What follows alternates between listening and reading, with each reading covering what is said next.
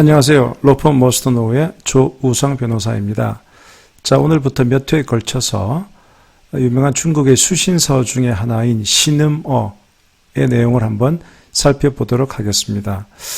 한 10회 미만으로 아마 진행이 될 것 같은데요. 같이 한번 읽어 나가 보시죠. 우리가 보통 신음을 한다. 이 신음이라고 하는 것은 병으로 괴로워하는 사람이 내는 소리를 말합니다.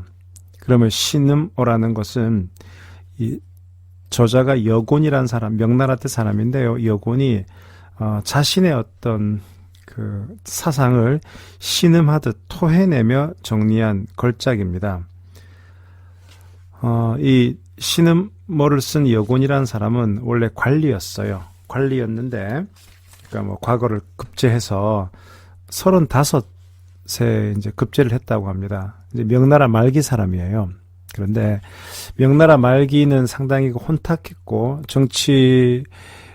정치판에서도 음모, 술수가 난립을 하고, 그래서 중앙 정부의 차관직까지 올랐지만 이 여곤이라는 사람은 사람들의 비방과 중상모략의 환멸을 느껴서 자리를 훌훌 털고 그냥 이제 낙향해버린 거죠.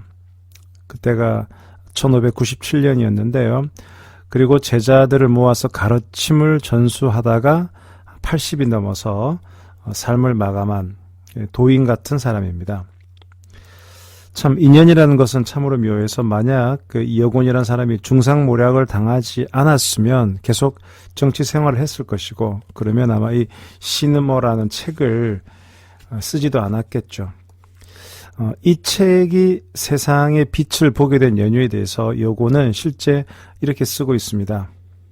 나는 지난 30여 년 동안 기록해온 신음어를 늘 몸에 지니고 다녔는데, 친구인 유경택이 어느 날 이 책을 보자 이렇게 말했다. 나도 삶에 힘들어서 신음해 본 적이 있다.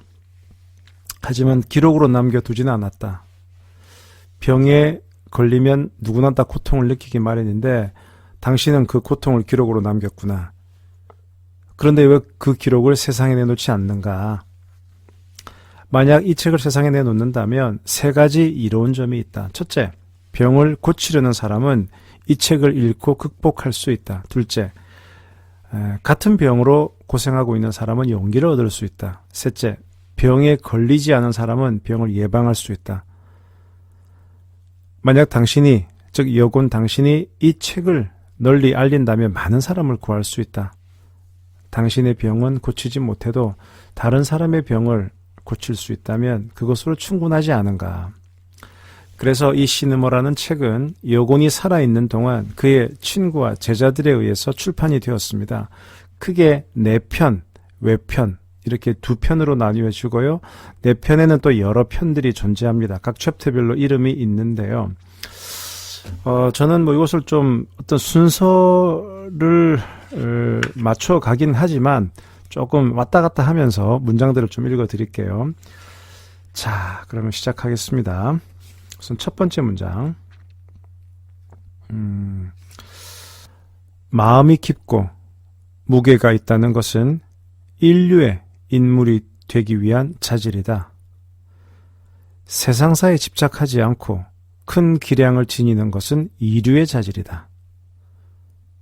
머리가 좋고 재능이 뛰어나며 게다가 달변가라 하더라도 그것은 고작 삼류의 자질에 지나지 않는다. 그러니까 1류, 2류, 3류 이렇게 구분을 하고 있는데요. 여곤이 얘기한 인류의 자질은 이런 거네요. 마음이 깊고 무게가 있다. 이게 1류고요. 2류는 세상사에 집착하지 않고 큰 기량을 지닌다. 3류는 머리가 좋고 재능이 뛰어나고 말을 잘하는 달변가다. 그래서 보면은 논어에서도 군자라는 표현을 쓰고 또 중국 고전 곳곳에서 대인과 소인을 좀 구분을 하고 있는데요. 저는 이게 마음이 깊고 무게가 있다는 이 말 자체는 좀 여러분이 어떻게 받아들이십니까? 마음이 깊고 무게가 있다. 이거는 우리가 사람을 이렇게 대할 때 보면 저는 그 밸런스라는 표현을 좀 잘 쓰는데요. 뭔가 밸런스, 균형감, 뭔가 균형감이 있는 사람이 있어요.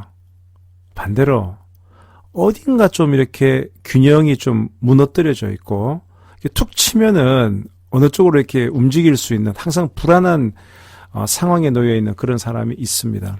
그리고 뭐랄까 너무 감정의 기복이 크고 좋을 때와 나쁠 때, 그리고 내가 어떤 위기에 처했을 때 이럴 때 너무 감정의 기복이 큰 사람들이 있죠. 그런 사람들을 보고 있으면 한편으로는 가벼워 보이고 한편으로는 좀 불안해 보이죠. 그래서 저도 이제 뭐 누군가 같이 일을 한다든가 뭔가 큰 일을 도모할 때는 그 사람의 머리가 좋고 재능이 뛰어난 것보다는 저 사람이 얼마나 이렇게 뭐랄까 마음의 무게 중심을 갖고 있는가 그 부분을 요즘은 많이 보게 되더라고요. 그런 식으로 좀 이해를 하고 있는데요. 그래서 요거는 또 이런 말도 합니다. 평온무사할 때에는 소인들이 여러 명 끼어 있어도 구분하기 힘들다. 다사다난할 때라야 비로소 군자를 군자로서 확인할 수 있다. 그러니까 사람이 상황이 좋을 때는 누구든지 얼마든지 페이크가 가능하다는 거예요. 에헴 하면서. 그런데 정말 나에게 위기가 닥치고 힘들어질 때 그때는 이제 그 사람의 본전이 드러나는 거죠. 제가 사장님들이랑 일을 많이 하다 보면 회사에 변호사를 찾아올 때는 그 회사에 뭔가 위기, 문제가 생겼을 때겠죠. 그러면 이제 사장님하고 그 밑에 간부들 또 일반 직원들이 와서 같이 회의를 하는데 그 회의를 할 때 보면 이 사장님들의 미천이 좀 드러나요. 분명 회사에 위기가 생긴 건 맞아요. 그리고 그 위기를 좀 돌파를 해야 돼요. 그런데 어떤 사장님은 짜증을 내고 야 이거 자식들 말이야 너희들 월급 받아먹고 지금 일을 뭐 이따구로 한 거야. 이게 지금 내가 지금 경찰 갈 수도 있고 검찰 갈 수도 있고 말이야. 막 짜증이 나고 또 본인이 막 겁이 나서 이렇게 뭐랄까 밑에 직원들을 탓만 이제 그런 사장님이 있으면 회의실 분위기 되게 이제 썰렁해집니다. 그리고 서로 이제 뭐 얘기를 안 하려고 하죠. 그런데 어떤 그런 상황에서 분명 위기가 왔는데도 중심을 잡고 내 잘못이 크다. 이걸 체크하지 못한 내 잘못이다. 자, 그러니 이 상황에서 이걸 어떻게 풀어갈지 한번 같이 고민해 보자. 그럼 이게 참 희한한 게 말이죠. 보스가 어떤 상황에 딱 터졌을 때 보스가 이 막 불안해하고 힘들어하고 막 이렇게 균형을 잃어버리면 아랫사람들이 되게 불안해해요. 우리 사장님이 우리 보스가 저렇게 겁내하는구나. 그러면 밑에서 사장님이 기침을 하면 밑에 사람들은 독감이 걸리는 거예요. 그런데 의도적으로 조직의 위기가 닥쳤을 때 배에 힘 딱 주고 이렇게 중심을 얼마나 사장님은 리더는 외롭겠습니까? 그리고 겁나겠습니까? 하지만 자기가 흔들리는 모습을 보이는 것 자체가 다른 직원들이 바라볼 때 더 불안감을 느끼기 때문에 정말 이빨 딱 깨물고 힘을 주는 그런 분들이 계세요. 그런 분들은 좀 달리 보이죠. 그리고 이렇게 리더가 그런 상황에서 중심을 잡아야 조직이 안전하게 돌아가더라고요.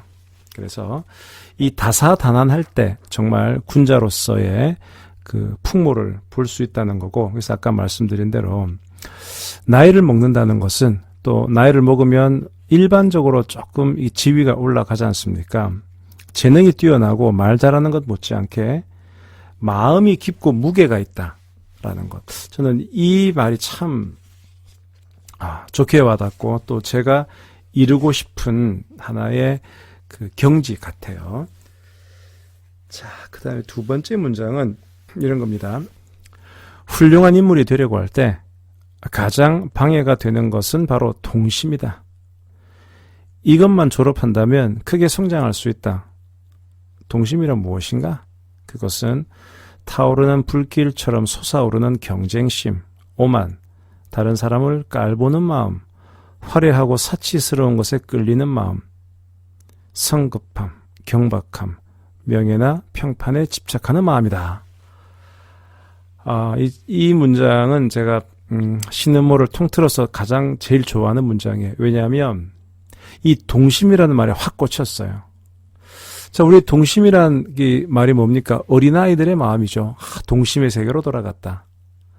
자, 그런데 이렇게 얘기를 하죠. 훌륭한 인물이 되려고 할 때 가장 방해가 되는 것은 바로 동심이다. 그러니까 여기서의 동심은 그냥 순수한 어린아이의 마음이라기보다는 철없는, 철없고 아직 세상 물정을 모르는 그냥 어린아이의 그 마음이 훌륭한 인물이 되려는 그 길을 가장 가로막는다. 그래서 그거를 졸업해야 된다는 거예요. 그러면서 동심이란 뭔가? 여곤이 바라보는 동심은 불길처럼 솟아오르는 경쟁심, 오만, 깔보는 마음, 화려하고 사치스러운 것에 끌리는 마음, 성급함, 경박함, 명예나 평판에 집착하는 마음.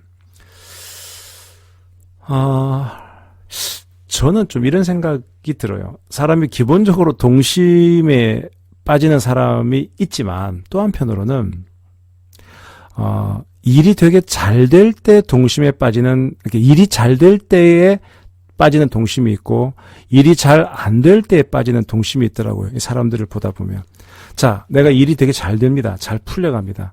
그러면 어떤 동심이 생기나요?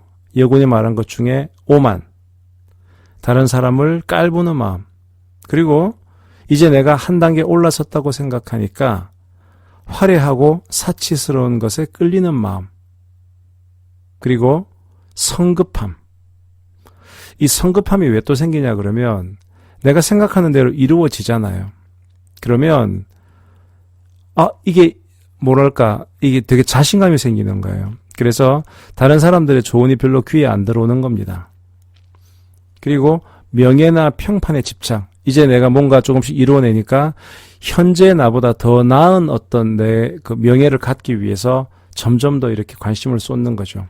이게 뭔가 그 사람이 잘 나갈 때에 빠질 수 있는 동심이 이런 동심이라 그러면 반대로 내가 잘 못 나갈 때는 어떤 동심에 빠질까요?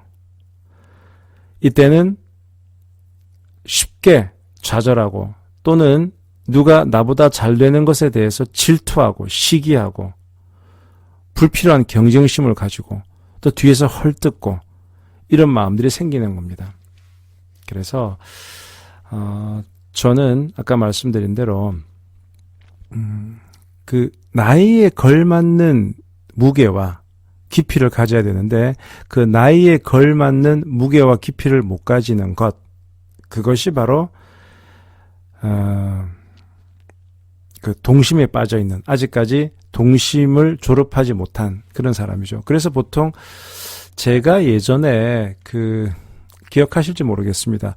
수자 부족 여모라 이런 말 사마천 사기에서 제가 한번 들려드린 건데요. 이게 뭐냐 그러면 더벅머리 어린 아이와는 큰 일을 도모할 수 없다. 수자가 더벅머리 떡거머리, 그 다음에 부족하다. 여모, 도모를 같이 하기에는 어렵다. 이게 어디에서 나온 거냐 그러면 초안전에서 말입니다.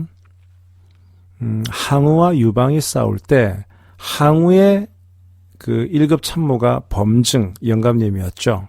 그런데 이 범증 영감님이 딱 봤을 때는, 항우를 보좌하고 있는 범증이 봤을 때는 유방 저놈 말이야 능글능글하면서 싸움은 못하지만 유방 저놈이 무섭다.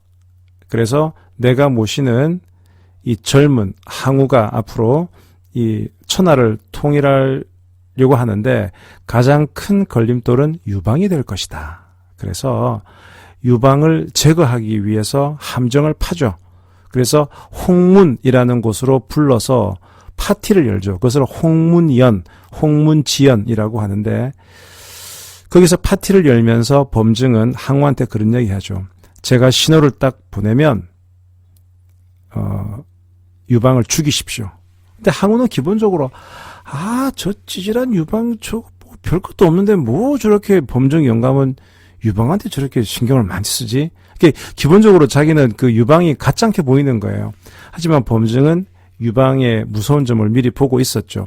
그래서 홍문연에서 정말 범의 아가리로 유방을 끌고 들어와서 이제 거사를 실행하려고 했는데 결국은 그게 실패로 돌아갑니다. 요 자세한 내용은 사마천 사기 그 홍문연을 수자 부족 염호편을 한번 들어보시면 되는데, 간단히 말하면 항우가 제 기분에 취해서 결국은 유방을 살려주죠. 그러면서 계속 범정에게 뭐 걱정 없습니다. 제가 저 정도 하나 못 처리하겠습니까? 걱정 마세요, 영감님.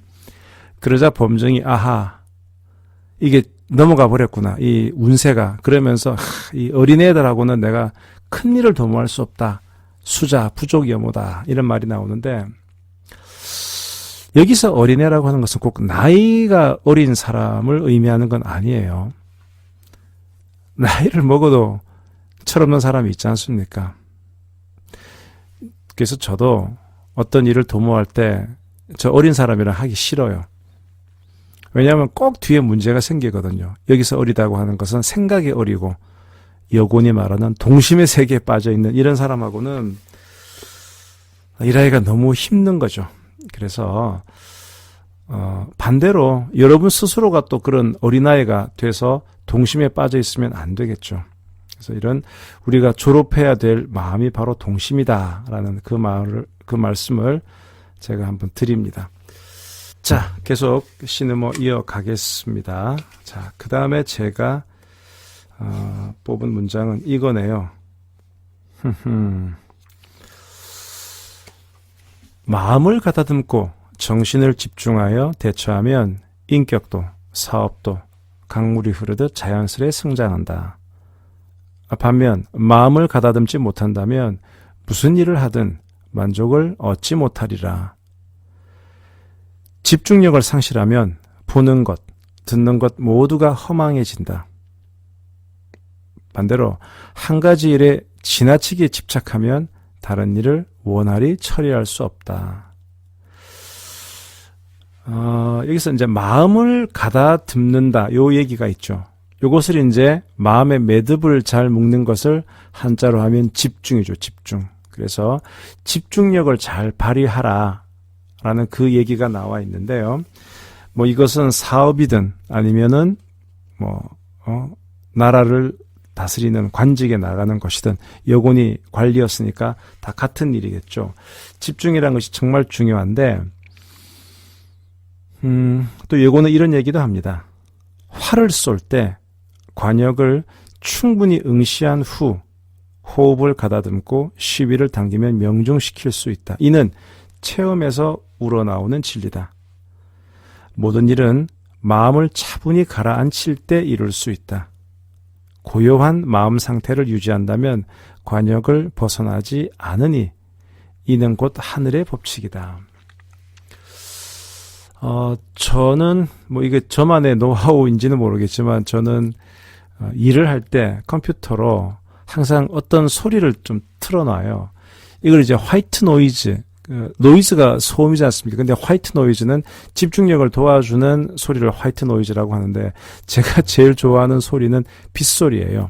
그래서 이렇게 유튜브 들어가셔서 화이트 노이즈 해가지고 레인 이렇게 치면 정말 다양한 빗소리가 있어요. 그래서 저도 이제 빗소리 매니아가 돼서, 이게 기와집을 때리는 빗소리인지 아니면은 천막을 때리는 빗소리인지, 다 빗소리도 종류가 정말 다양하거든요. 그 다음에 바다에 떨어지는 빗소리, 또 숲에 떨어지는 빗소리.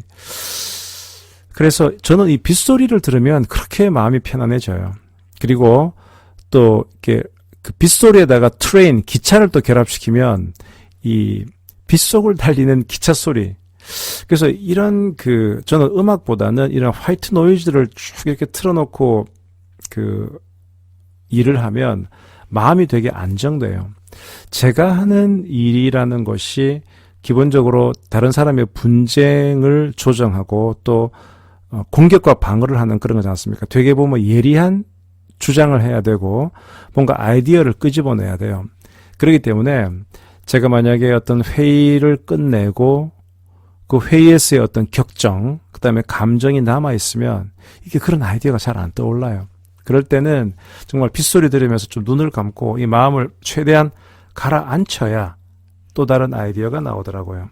그래서 여곤도 평생을 관리로 살았던 사람이다 보니까 집중을 하라 이 얘기를 하는데요. 그러면서 요번에 또 신음후에 이런 말이 나옵니다. 재밌는 얘기인데요. 일을 끝내야 하는 마감 시간까지 여유가 있다고 해서 한가로이 보내서는 안 된다. 훗날 어떤 사태가 발생할지 아무도 모른다. 시간이 촉박해서 다급해지는 상황이 벌어질 수도 있다. 그러니 평소에 마음의 여유를 갖고 꾸준히 해나가는 것이 바람직하다. 이 양반 되게 보니까 일을 아주 열심히 잘했던 사람 같아요. 진짜 그렇잖아요. 우리가 어떤 마감 시간이 있으면 버릇처럼 마감 시간에 임박해서 일을 하는 사람들이 있어요. 저도 이제 후배 변호사들이랑 같이 일을 하다 보면 좀 미리미리 하면 좋은데 꼭 보면은 마감 시간에 임박해서 몰아서 하는 그런 친구들이 있거든요. 또 그 친구들은 그렇게 얘기합니다. 이게 마감 시간이 되어야 글이 써집니다. 근데 그거는 제가 볼 때는 좀 핑계고요. 그래서 상당히 또 일에 대한 건방진 태도라고 저는 생각합니다. 우리가 글을 쓴 다음에 한 번 고칠 거랑 두 번 고치는 거, 세 번 고치는 거, 네 번 고치는 거 다 달라요. 그러니까 이 뭔가 마감 시간이 주어지면 좀 더 빨리 시작을 해서 일을 하다 보면은 좀 더 여유를 가지고 두 번, 세 번 생각할 수 있는데 정말 내가 거의 아슬아슬한 순간에 일을 시작해서 아슬아슬한 순간에 일을 끝내면 일은 끝이야 나겠지만 중요한 것은 그 일의 수준이겠죠. 그리고 내가 나름대로 이렇게 언제까지 마감 시간 하겠다고 정말 딱 이렇게 제껴 놓았는데 그 시간 중간에 돌발적인 사태가 발생하면 완전히 꼬이지 않습니까? 스텝이 꼬이지 않습니까? 이런 경우 많거든요. 그래서 예전에 피터 드러크가 그런 얘기를 했었죠. 항상 마감 시간보다 앞서서 일을 끝낼 수 있도록 하는 것, 그것이 지식 노동자가 해야 될 일이다. 제가 그런 글을 예전에 본 적이 있는데, 그래서 평소에 마음의 여유를 갖고 꾸준히 하라는 거죠. 사전에 이런 준비를 해야지 나중에 허둥대고 우왕좌왕하면은 그 일의 수준, 퀄리티가 나오지 않는다는 것입니다. 자, 그 다음에 오늘 이제 신음의 마지막 문장을 한번 볼까요? 이런 게 있네요. 꾹 참으면서 넘어가느냐? 아니면 순간의 감정을 억제하지 못해서 폭발하느냐? 어느 쪽을 선택하느냐에 따라 복을 얻기도 하고 화를 부르기도 한다. 저도 보면 되게 다혈질이었어요. 제가 요즘 인생내공 이렇게 방송하고 공장을 맹장을 그러니까 제가 대단히 성격이 좋은 사람인 걸로 착각하시는 분들이 많은데 안 그래요. 저 성격 대단히 급하고 또 제 주장도 되게 강하고 그래서 뭐 좀 부끄러운 얘기겠지만 제가 대학교 때 이제 스터디 그룹 이런 거 하면 왜 스터디 그룹 하다 보면은 같이 공부를 하다 보면은 뭐 준비도 안 해오는 사람도 있고 친구들끼리 저 그걸 되게 못 참는 거예요. 이렇게 제가 스터디 그룹을 오래 못 해요. 하다 보면은 마음에 안 맞고 이러면 그냥 깨고 나가버리는 거예요. 혼자 해버리고. 그때는 제가 되게 좀 날카로웠고 그 다음에 뭐랄까 누군가가 저를 공격하면 저는 그 2배, 3배로 맞받아치는 아니 뭐 말로 해도 충분히 싸울 수 있겠고 뭐 덩치도 크고 이러니까 어떤 뭐랄까 대단히 공격적인 성향이 좀 저한테 있었던 것 같아요. 그게 뭐 나쁘게 말하면 약간 그 자만심 이런 게 있었던 것 같은데 제 나이를 먹어가면서 이 순간적으로 폭발을 하고 내가 하고 싶은 얘기 팍 하고 사이다처럼 하는 거 그게 항상 끝이 안 좋더라고요. 항상 끝이 안 좋아요 보면 항상. 전 그런 경험 진짜 많이 했어요. 그러니까 정말 인생을 살면서 내가 정말 진짜 분노하고 진짜 싸워야 될 그런 순간이 사실은 그리 많지 않거든요. 그러니까 차라리 내가 참으면 되는 그런 순간들이 오히려 훨씬 더 많더라고요. 그래서 이 스스로 감정을 많이 누그러뜨리려는 연습을 많이 합니다. 많이 해서 참 이 얘기 들으니까 제가 좀 마음이 좀 와닿네요. 그러면서 이제 끝에 이 문장 하나 더 읽어드릴게요. 우리가 이제 행동을 과감하게 하는, 그러니까 이게 뭐랄까, 격정적으로 하고 소리치고 다혈질인 그런 사람과 과감한 건 조금 다르거든요. 과감이라는 것은 소리 없이 강한 사람들이 과감한 사람인데, 이 과감에 대해서 이런 얘기를 하고 있습니다. 요거는 과감하게 실천으로 옮기는 사람은 바빠 보여도 늘 마음에 여유가 있다. 결단을 내리지 못하고 우왕좌왕하는 사람은 한가한 것처럼 보여도 실은 늘 문제를 안고 있다. 군자는 일 처리를 할 때 차분하고 여유로운 상태를 유지한다. 정작 급한 문제가 터졌을 때 소란을 피우고서야 어떻게 화를 면할 수 있겠는가. 결국 이게 오히려 보면 이게 뭐랄까 빈 깡통이 시끄럽잖아요. 정말 보여주는 사람은 조용조용하게 별로 시끄럽게 하지 않으면서도 결과를 만들어내고 또 이렇게 아주 과감하게 실천으로 바로 옮기는 그런 사람은 항상 준비를 하고 여유가 있는 사람인데, 결단 내리지 못하고 우왕좌왕하는 사람은 항상 바빠요. 항상 바쁜데 결실을 이루어내지 못하죠. 그래서 오늘 첫 시간에 이런 여곤이란 사람이 관리로서, 뭐 그때도 그랬겠지만은 이 관리라는 사람은 그래도 자기 몸도 잘 다스려야 되고 또 말 그대로 국정을 수행해야 되기 때문에 많은 일을 효과적으로 해야 되고 그 과정에서 갈등도 처리해야 되고 그러다 보니까 일단 심리적인 어떤 수양도 상당히 잘 해야 됐었고, 그 다음에 일을 어떻게 효율적으로 잘 처리하는가. 되게 업무를 처리하는 사람들이 들으면 좋을 그런 약간의 꼰대 같은 잔소리 같은 얘기들이 좀 있네요. 그래서 오늘은 신음호 한 여기까지 제가 좀 말씀을 드릴게요.